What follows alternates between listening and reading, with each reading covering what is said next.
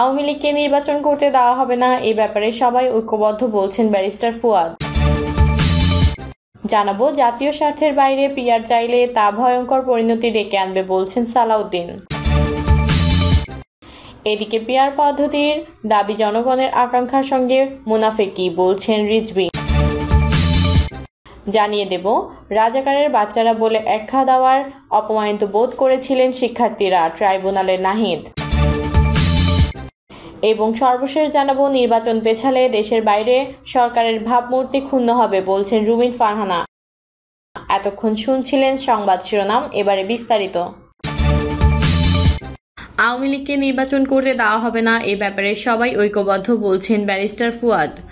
আওয়ামী লীগ বা নৌকা মার্কা নির্বাচন করতে পারবে না, এ ব্যাপারে সব রাজনৈতিক দলের একত্রতা আছে বলে মন্তব্য করেছেন এবি পার্টির সাধারণ সম্পাদক ব্যারিস্টার আসাদুজ্জামান ফুয়াদ। তিনি বলেন, আওয়ামী লীগকে তার দল ও নৌকা মার্কা নিয়ে নির্বাচন করতে দেওয়া হবে না, এই ব্যাপারে সবার মধ্যে একাত্মতা আছে, কারণ গণঅভ্যুত্থানের ব্যাপারে তারা ন্যূনতম রিগ্রেট করেননি। জাতির কাছে ক্ষমা চাওয়া, বিচারের মুখোমুখি হওয়া, এই প্রসেসটা শেষ না হওয়া পর্যন্ত আওয়ামী লীগ, জাতীয় পার্টি ও 14 দলের ব্যাপারে এই পজিশনটা থাকবে। জামায়াত ঘোষিত যুগপৎ আন্দোলনের বিষয়ে তিনি বলেন, যে কোনো রাজনৈতিক দলের তো তার নিজস্ব কর্মসূচি দেওয়ার এবং রাজনীতি করার একটা জায়গা আছে, এটা ডেমোক্রেটিক ফ্রেমেই আছে, কারণ জামায়াত তো আর বিএনপি না, ঠিক একইভাবে বিএনপি তো আর জামায়াত না। অতএব সবাই সবার জায়গা থেকে কর্মসূচি দেবে, কাজ করবে, সেটার মধ্যে আমি কোনো সমস্যা দেখি না। ব্যারিস্টার ফুয়াদ আরও বলেন, পিআর পদ্ধতিতে যদি জাতীয় নির্বাচন হয় তাহলে আওয়ামী লীগ প্রচুর মেরুকরণের চেষ্টা করবে, কিন্তু ফান্ডামেন্টালি গণ অভ্যুত্থানের পক্ষের শক্তির ভেতরে যদি বোঝাপড়াটা ভালো থাকে যে আমরা রাজনৈতিক প্রতিপক্ষের দায়িত্ব পালন করব, কিন্তু শত্রুর প্রশ্নে, গণ অভ্যুত্থান প্রশ্নে আমরা কম্প্রোমাইজ করব না। জাতীয় স্বার্থের বাইরে পিআর চাইলে তা ভয়ঙ্কর পরিণতি ডেকে আনবে বলছেন সালাউদ্দিন। জাতীয় স্বার্থের বাইরে গিয়ে পিআর পদ্ধতিতে নির্বাচন চাইলে সেটা ভয়ঙ্কর পরিণতি ডেকে আনবে বলে সতর্ক করেছেন বিএনপির স্থায়ী কমিটির সদস্য সালাউদ্দিন আহমেদ।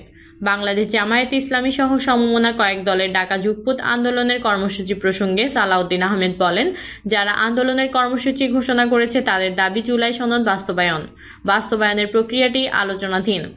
এমন সময় আন্দোলন করা কতটা উচিত সেটা জনগণ দেখবে। পিআর পদ্ধতিতে নির্বাচনের দাবি প্রসঙ্গে তিনি বলেন, রাজনৈতিক হীন উদ্দেশ্যে বা কিছু আসন বেশি পাওয়ার লোভে জাতীয় স্বার্থের বাইরে গিয়ে কেউ যদি পিআর চায় সেটা ভয়ঙ্কর পরিণতি ডেকে আনবে। এরপর মাঠের জবাব মাঠে দেওয়া হবে উল্লেখ করে বিএনপির এই নেতা বলেন, উচ্চকক্ষ ও নিম্নকক্ষ সব ক্ষেত্রেই আমরা পিআর পদ্ধতির বিপক্ষে। তারা ইশতেহার নিয়ে জনগণের কাছে যাক, ম্যান্ডেট নিয়ে তারা তাদের ভাবনা বাস্তবায়ন করুক, নির্বাহী আদেশে নয়, বিচারিক প্রক্রিয়ার মাধ্যমে রাজনৈতিক দলের নিষেধাজ্ঞার বিষয়টি সমাধান হোক। সালাউদ্দিন আহমেদ আরও বলেন, নির্বাহী আদেশে রাজনৈতিক দল নিষিদ্ধ করার পরিণাম ভবিষ্যতে ভয়ঙ্কর চর্চার রূপ নেবে। নির্বাহী আদেশে রাজনৈতিক দল নিষিদ্ধ করতে গেলে স্বৈরাচারের সঙ্গে যুক্ত 28টি দল নিষিদ্ধ করতে হবে। নির্বাচন তাহলে কাদের নিয়ে হবে?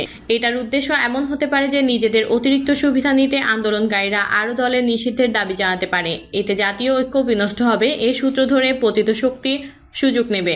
স্থিতিশীল সরকার গঠন করতে না পারলে জাতীয় নিরাপত্তার সঙ্গে আঞ্চলিক নিরাপত্তা হুমকিতে পড়বে বলেও এই সময় মন্তব্য করেন বিএনপির স্থায়ী কমিটির এই সদস্য।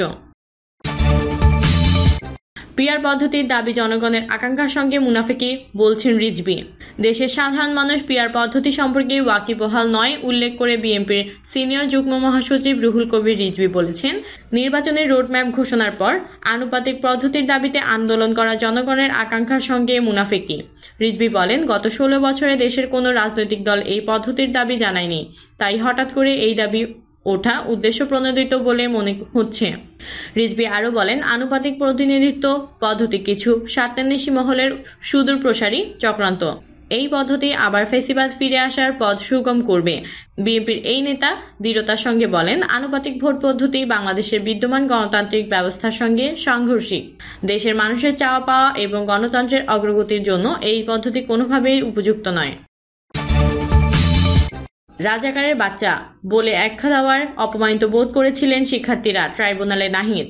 তৎকালীন প্রধানমন্ত্রী শেখ হাসিনা আন্দোলনকারী শিক্ষার্থীদের রাজাকারের বাচ্চা ও রাজাকারের নাতিপুতি বলে আখ্যা দিয়েছিলেন। এমন মন্তব্য কারণে সারা দেশের ছাত্রছাত্রীরা অপমানিত বোধ করেছিলেন বলে আন্তর্জাতিক অপরাধ ট্রাইব্যুনালে দেওয়া জবানবন্দিতে জানিয়েছেন জাতীয় নাগরিক পার্টির আহ্বায়ক নাহিদ ইসলাম। 2024 সালে জুলাই মাসে ঘটে যাওয়া ছাত্র আন্দোলন ও সেই প্রেক্ষাপটে সংঘটিত সহিংসতা এবং মানবাধিকার লঙ্ঘনের অভিযোগে দায়ের করা মামলায় তিনি 47তম সাক্ষী হিসেবে আংশিক জবানবন্দি দিয়েছেন।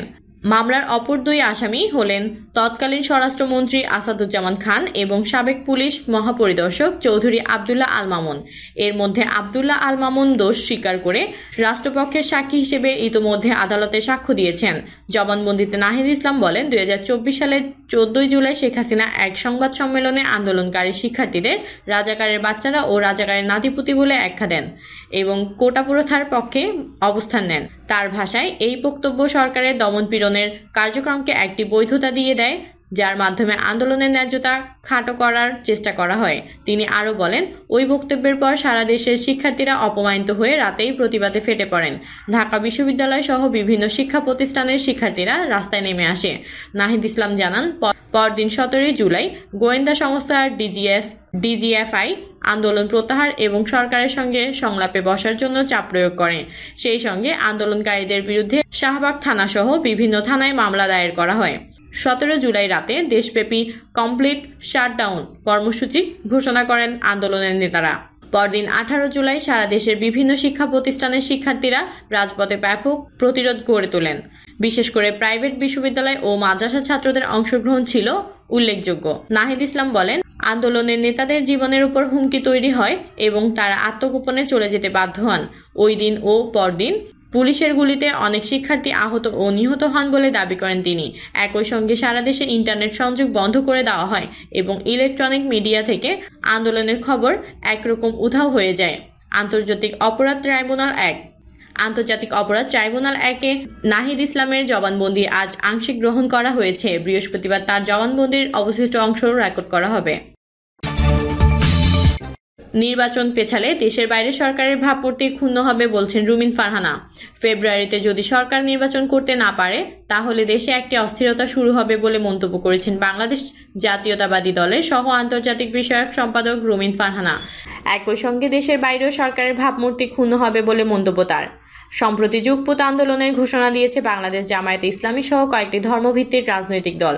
জাতীয় ঐক্যমত্য কমিশনের উপর আর আস্থা রাখতে পারছে না নাকি বিএনপিকে ঠেকাতে এই আন্দোলনের ডাক, এমন প্রশ্নের জবাবে রুমিন ফারহানা বলেন, বিএনপিকে ঠেকানো তো বটেই, সরকার বুঝতে পারছে আগামী নির্বাচনটা যদি পেছায় বা ফেব্রুয়ারিতে যদি নির্বাচনটা করতে না পারে তাহলে দেশে এমন একটা অস্থিরতা দেখা দেবে। ঠিক একই সঙ্গে দেশের বাইরে সরকারের ভাবমূর্তি ক্ষুণ্ণ হবে। ইতিমধ্যে বাংলাদেশের বিভিন্ন উন্নয়ন সহযোগী দেশ থেকে নির্বাচনের তাগিদ দেওয়া হয়েছে বলে জানিয়েছেন রুমিন ফারহানা। নির্বাচনে সরকারকে তারা সার্বিক সহায়তা করবে বলেও আশ্বাস দিচ্ছে। বিএনপির এই নেত্রী বলেন, দেশে এবং দেশের বাইরে একটি নির্বাচনী হাওয়া বইতে শুরু করেছে। সেই দিক থেকে সরকারও কিন্তু চাইবে না যে নির্বাচনটা ফেব্রুয়ারির পর আরও পিছিয়ে যাক। সরকারের মধ্যে সরকার বা ভেতরের সরকার যেটা আমরা শুনতে পাই সেটি যদি আমরা একপাশে সরিয়ে রাখি তাহলে দৃশ্যমান সরকার কিন্তু চাইছে না নির্বাচন পিছিয়ে যাক। প্রিয় দর্শক, এই ছিল সর্বশেষ সংবাদ। আপডেট সব সংবাদ পেতে চ্যানেলটি সাবস্ক্রাইব করে বেল আইকনটি ক্লিক করে রাখুন। কমেন্টে আপনার মতামত জানিয়ে আমাদের সাথেই থাকুন। ধন্যবাদ।